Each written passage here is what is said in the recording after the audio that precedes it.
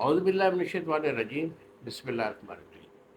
مستضاد عقیب بابا سیف اللہ کی طرف سے میرے تمام دوستوں کو السلام علیکم ورحمۃ اللہ وبرکاتہ۔ جی تو دوستوں، آج میں آپ کے سامنے اطلام کے بارے میں بات کر رہا ہوں۔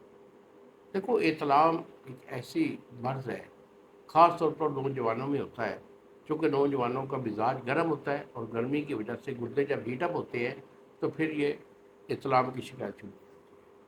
اور اطلام جو ہوتا ہے وہ کاسٹ برض اس وقت ہوتی ہے جب کہ ایک مہینے میں 4-5 دفعہ سے زیادہ جب اطلام ہو جائے، یعنی کچھ لوگوں کو ہر رات میں بھی ہو جاتا ہے، یا مہینے میں 10-15-20 دفعہ ہو جاتا ہے۔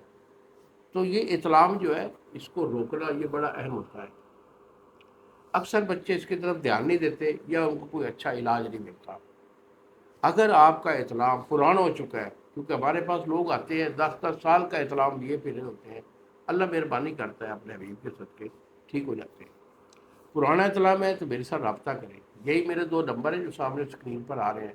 ایک نمبر ہے 0300-650-8582 اور دوسرا نمبر ہے 0347-920-8582۔ اور اگر آپ کا اطلام شروعات میں ہے تو اس کے لیے میں آپ کو ایک چھوٹا سا ٹوٹکا دے رہا ہوں۔ نسخے ہمارے ٹوٹکے بھی بہت اچھے ہوتے ہیں، شروع اطلام والے جو مریض ہیں ان کو استعمال کریں، انشاءاللہ ضرور فائدہ ہوگا۔ اس میں آپ ترفلا لیں گے، ترفلا آپ کا جو ہے 5 تولے ہے۔ اس کے بعد ہے کائفل، کائفل آپ کا 5 تولے، جائفل آپ کا 1 دانہ، نمک سے آپ کا 5 تولے، تخم بھنگ 5 تولے اور ستاور 5 تولے۔ جملہ ادویہ جو ہے ان کا سفور بنا دیں، سفور بنا کے ڈبی میں محفوظ رکھیں، 1 چمچ صبح اور 1 شام۔ اگر آپ کو بیماری کی زیادتی ہے تو پھر آپ صبح دوپہر شام 3 ٹائم بھی پانی کے ساتھ سو سکتے ہیں۔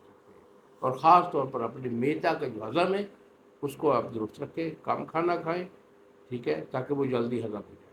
رات کا کھانا ہضم کرنا